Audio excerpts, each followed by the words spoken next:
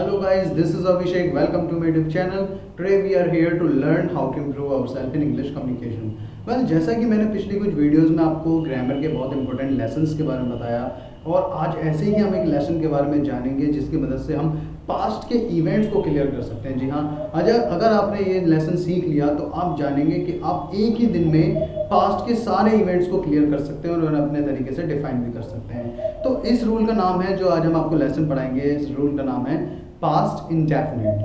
Past indefinite basically बहुत simple rule होता है जिसको समझना बहुत आसान है, उसको यूज़ करना भी इतना ही आसान है, लेकिन इसका यूज़ इंग्लिश लैंग्वेज में काफ़ी ज़्यादा होता है। तो आज हम जानेंगे पास्ट इंडेफिनिट के बारे में। चलिए आज का लेसन स्टार्ट करते हैं। जैसा कि मैंने आपको बताया कि पास्ट इंडेफिनिट इंग्लिश ग्रामर का बहुत इंपॉर्टेंट रूल है और इसका यूज़ भी बहुत ज़्यादा होता है। तो बिना टाइम वेस्ट करें हम उसकी तरफ बढ़ते हैं। पास्ट इंडेफिनिट जनरली इसकी पहचान जो होती है, पास्ट के इवेंट्स के बारे में जब हम बात करते हैं, जनरली रिसेंट पास्ट की जब हम बात करते हैं तो वहाँ पास्ट इंडेफिनिट का यूज़ किया जाता है। तो इस कंडीशन में आपको क्या करना है, सबसे पहले इसकी पहचान करनी है। लाइक जो भी काम आपने किया, या मैं वहाँ गया, मैंने ये किया, वहाँ ऐसा हुआ, 1945 में ऐसा हुआ, मतलब कभी कभी पास्ट इवेंट की बात होगी। जनरली जो रहा था रही थी पे ख़त्म नहीं होगा, जो चुका था चुकी थी पे ख़त्म नहीं होगा। जो सिंपल पास्ट के अकॉर्डिंग हम बात करेंगे वो पास्ट इंडेफिनिट में आएगा। इसकी पहचान में जनरली या ऐसे वर्ड्स ज़्यादा आते हैं। वेल, पास्ट इंडेफिनिट के पहले रूल की तरफ हम बढ़ते हैं। तो पहले रूल में हम देखते हैं, सबसे पहले इसमें सब्जेक्ट आता है, फिर इसमें second form of the verb का यूज़ होता है। देखिए ध्यान रखना, वर्ब की सेकंड फॉर्म केवल पास्ट इंडेफिनिट में यूज़ होती है, वो भी केवल उसके अफर्मेटिव सेंटेंस में। तो वर्ब की सेकंड फॉर्म का इंग्लिश में और कहीं इतना ज़्यादा यूज़ नहीं है, केवल पास्ट इंडेफिनिट में ही उसका यूज़ होता है। तो आपको उस चीज़ जरूर याद करनी है ताकि आप पास्ट इंडेफिनिट से रिलेटेड सेंटेंसेस को ईजिली बना सकें और किसी को सुनकर समझ सकें। तो सबसे पहले सब्जेक्ट, उसके बाद second form of the verb, then object. तो सब्जेक्ट के बाद वर्ब की सेकंड फॉर्म का यूज़ करना है, फिर आपको ऑब्जेक्ट का यूज़ करना है। तो हम किस तरह से उनका यूज़ करेंगे वो मैं आपको एग्जाम्पल के थ्रू थोड़ा सा समझाता हूँ। देखिए मैंने यहाँ एग्जाम्पल लिखा है, वह कल आगरा गया था। वह कल आगरा गया था means there is a person जो कल या परसों हम बात करते हैं, जो कल आगरा गया था, हम उसकी बात बोलते हैं कि वह कल आगरा गया था। तो इस तरह के सेंटेंसेस हम किस तरह से बनाते हैं। देखिए सबसे पहले हमें सब्जेक्ट लिखना है। सब्जेक्ट इसमें वह को बोलते हैं हम ही। आप अच्छे से जानते हैं ही, शी, इट, दैट, दिस, मैंने पिछले लेसन्स में क्लियर किया हुआ है। तो ही सब्जेक्ट हो गया। सब्जेक्ट के बाद इसमें लिखना है second form of the verb, जो उसकी क्रिया है। क्रिया देखिए इसमें क्या काम किया जा रहा है, इसमें गया मतलब जाना। तो जाने को बोलते हैं गो, और गो की हमें यहाँ क्या यूज करनी है, सेकंड फॉर्म। तो गो की सेकंड फॉर्म होती है वेंट। ही वेंट टू, कहाँ गया था, Agra. He went to Agra, और कब गया था, yesterday. He went to Agra yesterday. वह कल आगरा गया था। इसी तरह हम नेक्स्ट सेंटेंस की तरफ बढ़ते हैं। देखिए हमने वेंट का यूज किया सेकंड फॉर्म में। आपको भी इस तरह से पास्ट इंडेफिनिट से रिलेटेड सेंटेंसेस बनाने के लिए सेकंड फॉर्म को याद करना होगा। नेक्स्ट सेंटेंस की तरफ बढ़ते हैं। मैं परसों तुम्हारे घर आया था। मैं परसों तुम्हारे घर आया था। पहले वाले सेंटेंस में हमने कल की बात की है, इस बार हम परसों की बात कर रहे हैं। देखिए दो तरीके के परसों होते हैं, एक आने वाला और एक बीता हुआ। तो पास्ट का सेंटेंस है, ऑब्वियसली हम बीते हुए परसों की बात कर रहे हैं। तो हम सेंटेंस किस तरह से बनाएंगे, मैं परसों तुम्हारे घर आया था। तो मैं मतलब आए। अब देखिए हमने सब्जेक्ट क्लियर कर लिया, उसके बाद हमें second form of the verb का यूज करना है। तो इसमें आना जो है, इसमें वर्ब हो रहा है, काम किया जा रहा है। आने को बोलते हैं कम, और कम की सेकंड फॉर्म होती है केम। तो आई केम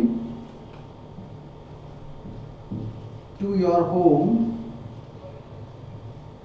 I came to your home, कब आया था, परसों, मतलब day before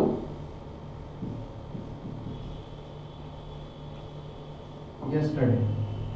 I came to your home day before yesterday. मैं परसों तुम्हारे घर आया था। अब इसके बाद हम नेगेटिव सेंटेंसेस की तरफ बढ़ते हैं। देखिए नेगेटिव सेंटेंस अफर्मेटिव सेंटेंस से थोड़ा सा चेंज होता है, लेकिन बहुत सिंपल सेंटेंस होता है। तो क्या है नेगेटिव रूल, वो मैं बताता हूँ। देखिए सबसे पहले इसमें वही सब्जेक्ट यूज करना है। हेल्पिंग वर्ब के तौर पे इसमें डिड का यूज होता है। इसकी मेन हेल्पिंग वर्ब होती है डिड पास्ट इंडेफिनिट में। तो डिड का यूज करना है। नेगेटिव सेंटेंस है तो आपको नॉट लिखना है, subject plus did plus not. फिर इसमें वर्ब की फर्स्ट फॉर्म। देखिए जैसे मैंने आपको बताया था, पास्ट इंडेफिनिट के केवल फर्स्ट रूल में ही सेकंड फॉर्म का यूज होता है, अदरवाइज फर्स्ट फॉर्म का ही यूज होगा। फिर फर्स्ट फॉर्म और फिर लास्ट में ऑब्जेक्ट। तो एग्जांपल के थ्रू हम इसको थोड़ा और बेहतर समझेंगे। एग्जांपल मैंने लिखा है, उसने आज खाना नहीं खाया। उसने आज खाना नहीं खाया, तो हम इस सेंटेंस को क्लियर करेंगे पास्ट इंडेफिनिट का सेंटेंस है। उसने आज खाना नहीं खाया, तो पास्ट की बात हो रही है, मतलब उसने आज खाना नहीं खाया, तो आज की बात हमने क्लियर कर दिया हमने। तो उसने को बोलते हैं, ये भी थर्ड पर्सन है, या ही और शी कुछ भी लिख सकते हो, मैं ही का यूज करता हूँ। ही नेगेटिव सेंटेंस है तो डिड नॉट आएगा, ही डिड नॉट। देखिए फर्स्ट फॉर्म, वर्ब की फर्स्ट फॉर्म, तो काम क्या किया यार उसमें, खाना खाना, तो खाना खाने को बोलते हैं ईट। He did not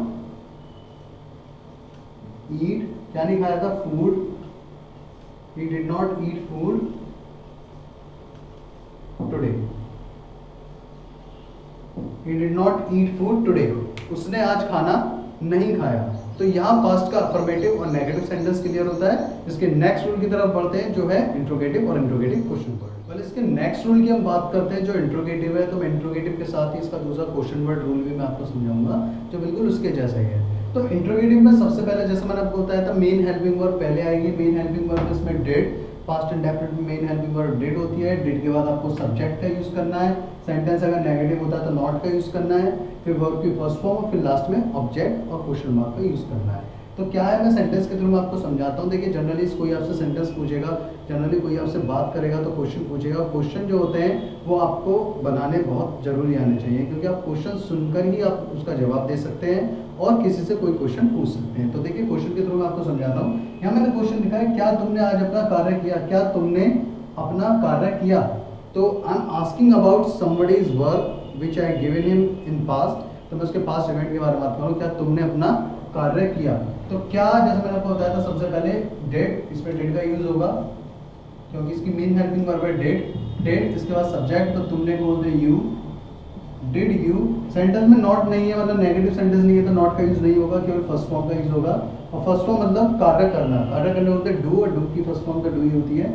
did you do अपना कार्य, योर वर्क।